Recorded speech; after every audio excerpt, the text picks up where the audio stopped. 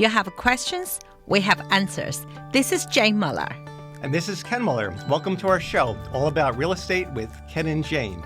Today, we're going to talk about the very important topic of home inspections.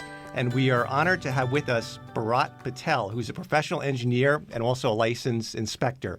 Bharat, thank you so much for taking time out of your busy schedule to be with us today. Thank you. Yeah. So to get started, give us your background. I'm a licensed engineer in New York and New Jersey since 1992 and licensed home inspector and doing the inspection since 1992, almost like 30 years.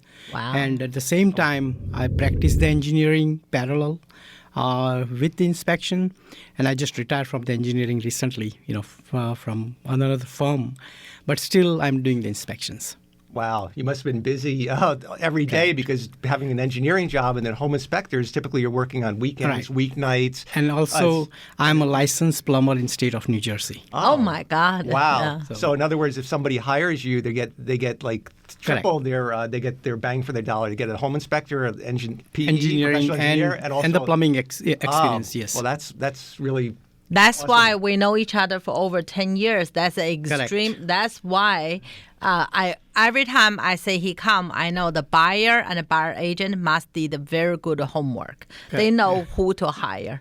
Because a lot of time in my job, we found sometimes the home inspector, they just like someone did have interest in this and did a short course, and they think they know a little bit of everything. But with you, it's very in depth. The engineering, plumbing, that's really very, very professional advice. Generally speaking, the inspector did the home inspection, and if anything problem they found, and then you have to get the structure engineer and the licensed electrician, licensing plumber. Right. By hiring you, they really get all the information they needed at that point of time. That's true. They can get all the experience what I have it. Yes. To evaluate their home. Wow, Yes, that's really fantastic. Great. Yeah. So let's talk about in your opinion, what's the main purpose of a home inspection?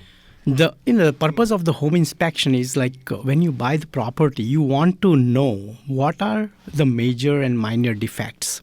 It is a defect finding method used by the experienced home inspectors and their knowledge in plumbing, heating, electrical, structural framing, basement waterproofing, appliances. As a home inspector, they check everything. As a buyer, they can know what defect they have it. Sometimes they're all minor defects. 80%, 70% are minor defect. 30% are like, which can cost them like more than $2,000-$3,000, which is considered as a major defects. So it's a defect finding. And, and the inspectors prepare the report and provide them information that, look, this is the thing what you are buying. Mm-hmm. Right. And following up on that, do you give advice as to what the buyers should ask to be fixed, or is your main mission just to document the findings and leave it to the buyer, the realtor, and the buyer attorney to come up with the laundry list of repairs? Correct. Yeah, we put the findings together and let the buyer and their attorney decide that what they need to take care of it. Because we don't tell them that, look, this is important, this is not important and all that. Our job as a home inspector is to find the defects, put it together, and is like highlighting them completely. Say, look, these are the points. And then it is on their attorney and the buyer what they need to take care of it. Right. And let's talk about the defects. Like, for example, what is considered a defect? Anything like, for example, the kitchen tile or bathroom tile has a crack in it, the paint is peeling. Typically, those are cosmetic issues. Correct. So they are cosmetic issues and cosmetic defects, but you can also let your client know that, look, there is like 10 cracked tiles on the floor, okay? Just at least they are aware of it, because once the inspection is done and they get the report, and sometimes, they say, oh, you never told us this, and they create it is on the inspector's side, giving them, a hard time, say, look, you never point this out, but at least point it out. And also you can explain your client and say, look, this is a minor cosmetic. It has no value, but at least you should know what needs to be done. Right. I feel in this society that home inspectors have a lot of liability, so I think they always list everything and document it so they're protected, even like a sidewalk crack or a crack in the asphalt paving of the driveway, things that could be visually apparent and are obvious, but you have to list them. And oftentimes buyers, if they're not clear, they misinterpret the defects and saying, oh, the home inspector lists all these things, so I have to ask for them to be fixed. But your purpose is documenting them just to be aware of, and also for liability. You can't, so you're not accused of missing something. Yeah. Correct. We don't want to, if we miss it on uneven walkway and they consider that inspector has missed that, and then they can come back and, claim it and whatever. So that is one of the reasons why most of the home inspector, they point out each and every defects in their report. Right. That's very important. Right. So on that topic, what risks does a buyer run if they neglect to do a home inspection? Because in this crazy market, being a seller's market, a lot of buyers are waiving the appraisal contingency, and then in some cases are even waiving the right to do a home inspection, which as agents we would never recommend. And if a buyer wants to do that, we make them sign a waiver. But can you explain from a technical standpoint, if they neglect the home inspection completely, what the pitfalls are? If they neglect the home inspection, there's a couple of major things which which we find in the home inspection has been missed. For example, if there is a structural defect in the basement, or the attic framing, or the properties has some bending effect on the flooring, or near the bathrooms, the load concentration load creates the bending effect. These are the structural defect. Heating defects, like furnace or boiler is not working, or it is working and making noise, or it need to be replaced. So the cost wise, when you are buying the property without the inspection, my main concern will be a structural or major heating effect, heating or cooling defects, which can cost them at least $25,000. More like say 80% of home might not have this kind of defect. Yeah. Only 20% of the home falls in this structural defect, and that is all in a cost line item. Structural defect is a cost line item, cost like $20,000 depending on type of structural defect. So by neglecting the home inspection, or say signing the waiver that look, we are not going to do the home inspection, the buyer should get ready to consider another $25,000, $30,000 extra in their pocket in case if any repair comes out, structural, electrical, mechanical, or any other thing. Right. Yeah. There's sometimes the misunderstanding from the old party, I guess. And I just recently received a offer. I represent sellers, most cases. And the buyer said they waived the home inspection. Immediately, I called the buyer. I said, you mean you don't do home inspection at all?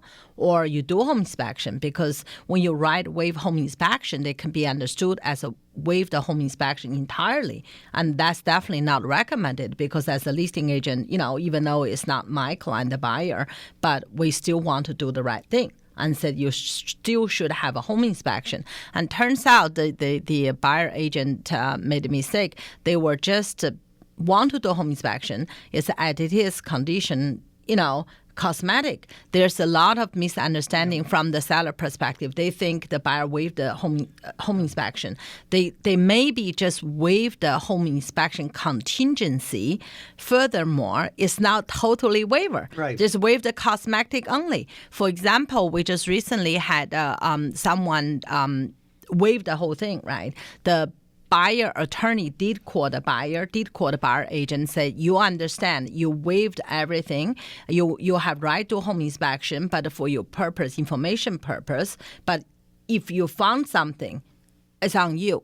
And at that time, the buyer really want the house, want to lose it. And the buyer agent obviously want to make it work. So they waived it. But turns out they had a read-on problem. The read-on was a 5.0. So at the end, the seller said, I'm not going to do anything. And the buyer is very upset. So that's why as an agent, we owe our duty to inform the buyer. And sometimes it's a balance, lose the house or to do the right thing. But a lot of time, just like you just mentioned, you could end up with a 20, 30,000 or even more. Say, for example, if you waive the home inspection contingency entirety, even you do the home inspection as information only, you could have an underground oil tank. They will have an environmental problem. At the end of the day, now 20, 30,000, it could end up more. 50, I mean, the time and all these, right? So that's for the both seller and buyer out there to understand, right? It's so important to do the home inspection, and also so important to have the right person to do the home inspection. Right, Yeah. and the cost of the home inspection in comparison to the purchase price, you're in most cases it's negligible. You're paying $350,000 and upwards, maybe $1 million for some homes, and then not to pay the home inspector for the valuable 3-4 hours and go through the house. That's I mean, and the cost is such for that large an investment. It's almost a no-brainer. As a buyer, you have to do it. There are cases if it's a bank-owned property, an REO, you can still do the home inspection, but they won't do any repairs. But even in those cases, the investors most likely will still do the home inspection. Even if you're a builder, you still will go through, do a tank sweep, and evaluate the structural integrity of the bank-owned properties. It's true. I highly suggest the home inspection. Even they are signing the waiver, just buyer can get the inspection for his own interest.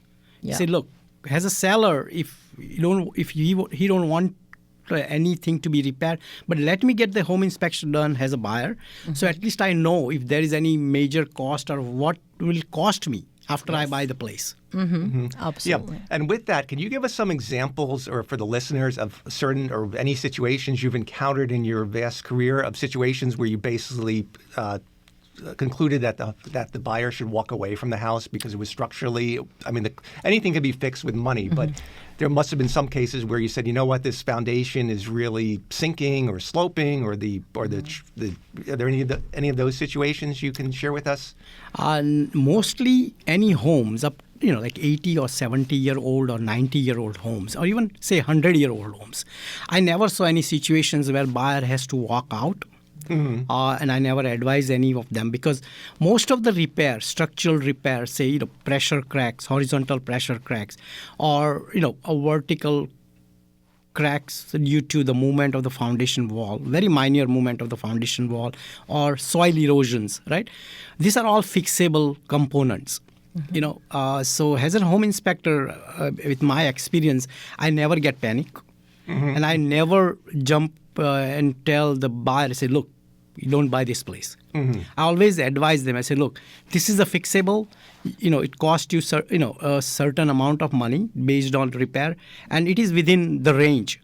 It's not, and it is in the when you find the structural defect, that doesn't mean that the property is non-livable space. Because that is always in buyer's mind. Yeah. When they heard the structural defect, they say, oh my God, that's it. But it's nothing like that. Structural defect can be fixed, and it is a fixable in most of the property, and I never saw any issues that person has to walk out. Yes, if it's like 150-year-old house, couple of places I saw that structural brick foundation losing the cement and cost a lot of other things. So the defect can be corrected. Right. People panic when they have like a beam or, for example, a joist that has a crack in it. But a lot of times it's a simple matter of having a carpenter or a licensed contractor go in there and just sister another beam, and then the problem can be remedied. It's a fixable issue. Well, let's take a quick break, and we'll be right back. Okay, welcome back to our show, All About Real Estate with Ken and Jane. We're joined today by Bharat Patel. He's a licensed professional engineer and a home inspector. So, Bharat, you mentioned settlement cracks in basements, and that's often a very common issue now. We're seeing a lot of inspections where there's both horizontal and vertical cracks in the foundations of basements, both in block and poured settings. And oftentimes, the immediate reaction of the buyer when they see that is to panic and say, "Oh my God, the foundation is there's a big issue." So, if you could talk about that and clear up some of the misperceptions of and the causes for what causes settlement cracks, or to begin with. Correct. See, there is two kind of cracks which I had mostly noticed it during the inspection. One is a horizontal crack. Right, and another is a vertical crack or step cracks, like following the block line. Now, the horizontal crack, sometimes they are thin crack, 1/16 inch to 1/8 inch, even thinner than, is like hairline crack. And there is just, sometimes it is just a joint crack due to the very minor soil pressure. And that can be repaired with a simple cement, structural cement. When the crack is more than 1/8 inch, it is due to the soil pressure, and that need to be reinforced properly. So, but both are repairable. Okay, severe bulging of the wall due to the horizontal crack, then you have to rebar, or sometimes you have to remove that portion of the wall and redo the whole wall. Right. But so the horizontal crack has more structural cost to repair it. And the vertical cracks are mostly a movement crack, because all foundation walls, they move a little bit due to any kind of movement. Our shrinkage crack, also people use the terminology shrinkage cracks. So that can be simple fix, sealed with a structural cement until there is a uneven movement of the structural wall. And if shifting has taken place, then you have to do the severe repair on the foundation. But again, it goes from situation to situations, and very rare I saw that kind of cracks which has shifting, severe shifting and all that. But horizontal cracks are very, I had seen in so many places, due to the soil pressure. Right. It can be the soil pressure. Also, Correct. I understand it could be the roots. Yeah, if there's root intrusions going up against the Tree trees. roots are also affecting wall, because if it's within 5 feet of the structure, the tree roots are pushing the walls and creating horizontal cracks. Right. And the step cracks are also another cracks which generated in the corners when the foundation wall is moving downward. So this all need to be reinforced. Right. And there are different options. Like you said, you could go anywhere from rebuilding the foundation. There's also, I believe, carbon fiber strapping. Carbon fiber strap. Companies come in and they basically stabilize with steel carbon straps. Correct. And even underpinning of the wall where severe movement is there and all that. Yes, there is a few methods of doing the work. Right. But again, they need a licensed engineer to evaluate because cracks are all different type of cracks. Sometimes due to the soil or the properties in slope ground. Or they have, sudden soil drop, like in Jersey City and all that area, where your backyard is 20 feet above the rear backyard. And they have retaining wall. And this retaining wall is playing a big role on any cracks. So it has to be evaluated by the engineer. Absolutely. Because, we cannot just say, okay, look, it is horizontal crack or step crack. It's just a regular common crack. It depends on site, location of the property, slope. How much slope, if there is any water stream on the back, if there is a level difference between the two properties, because certain areas like Hudson counties, and there are a lot of level difference between one property and another. Yeah. Every single time when we have a report, have a foundation issue or anything structural, we always advise our client to have a license. It is always a good idea to have a structural engineer. Yeah. Even it is a minor crack, I will highly suggest the buyer is supposed to get the structural engineer, because sometimes they don't want to spend money. They think like, we already did inspections and now, look, I don't want to go ahead and do it. Just they take simple advice and they close the deal. But it's always a good idea to have an engineer to look at it, because they're going to study the areas, drainage system, and see the level difference in the soil, what has created the cracks. And they gives them complete report saying that, look, this situation has created this crack, or, this crack is just a normal crack. Yeah, but with you, they get a professional advice on the spot. Well, that was my question. I was going to ask you, do you include that as complimentary service as part of your fee for the basic home inspection? Or would you tell the client basically, look, I don't think this is a big deal, but if you want me to further evaluate, I need to do more research and time, and it's going to cost you a little bit. If it is like a simple repair, I always, I advise my client as a home inspector and an engineer as a part of one inspection. But if it need a severe study and repair, I will always tell them that there will be additional fee. Yes. To do the structural evaluation. Right. Absolutely. So you try to, if it's a simple situation where you can visually see, and you can basically limit it, and you say this is a minor crack, you can document it, but otherwise you will say further investigation is needed by a professional engineer. Is true. Right. Absolutely. While we're on the topic of basements, waterproofing is a very big issue. There's a lot of, you get older homes and there's always issues with the drainage and the pitch and the soil coming up against. So can you talk about some of the good housekeeping practices that our listeners can follow just in general that could eliminate a certain percentage of waterproofing issues, just like with the soil pitch and with, things they can do with the leaders and the gutters too. Right. See, the basic the homeowner can do is the drain all roof leaders away from the structure, because and also slope the soil away from the structure. Sometimes a lot of homeowners, they try to put a concrete next to the structure, so the water collection to the next to the structure is avoided, because that is a basic fundamental to reduce the amount of water penetration. And create a water seepage to the basement. So, but drainage is one of the issues. They can do it. They can also paint the wall with a waterproofing seals in the basement wall, so that can reduce the amount of moistures or the water seepage in the basement. These are the two things which homeowner can do it. And if they need if the water seepage is severe, they might have a sump pump. If they don't have a sump pump, they need a sump pump. They can have someone to install the sump pump, French drain. Okay, so what you're doing, you're just collecting the water in the basement and draining them out. Yeah. It means you're not trying to stop the water, but at least you're draining that out. That draining is it away. Third, and after that, there is all extensive waterproofing methods. A lot of contractors and a lot of professionals use it, and then they can get the coat for that and get it exterior waterproofing, interior waterproofing to reduce the amount of water. Right, but a lot of these are simplistic means that a homeowner could go to Home Depot, just buy some extensions for their downspouts. So oftentimes we see homes where the downspouts don't even have the elbow; they just basically are vertical, draining straight to the structure. So all that water is just coming from the roof and just drowning right against the structure. So it's just a habitat for eventual water issues, because eventually anything, if water is up against it long enough, water will eventually win out and seep through the concrete or whatever type of structure you have. It's funny enough, Ken, you mentioned that. I remember many, many years ago, there's a house we did a home inspection together.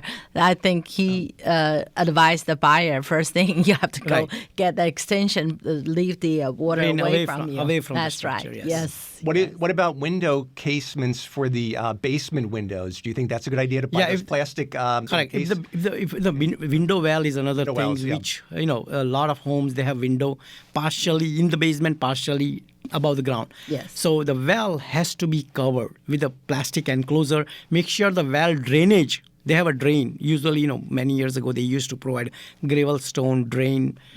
So they clean the window well, provide proper gravel stone so the water can drain out properly. But window well covering with a plastic enclosure is highly advised. Okay. That's great advice. Okay.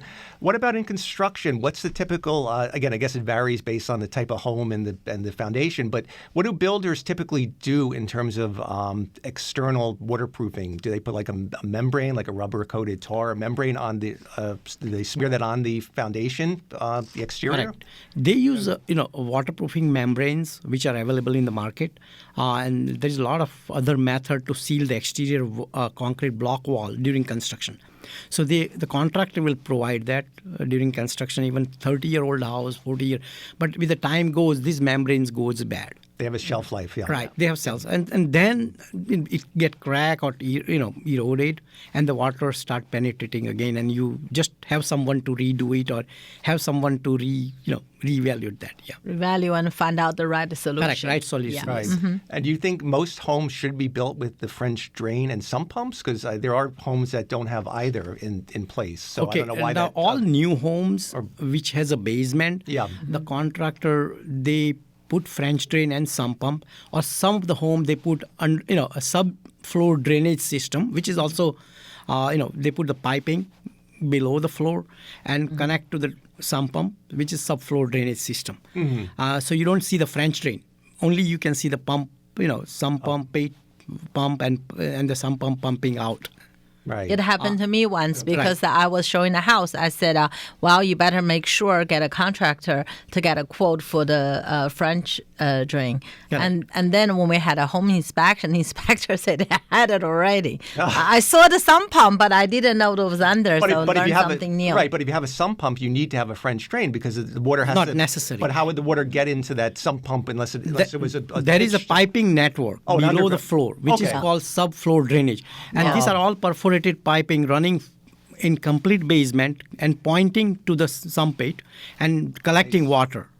That collection of water goes out because this water is coming from the ground. It's like, below the ground. It's not coming on the... It's coming up from the ground level. Right. Right. So it takes care of the water from the ground next to the foundation.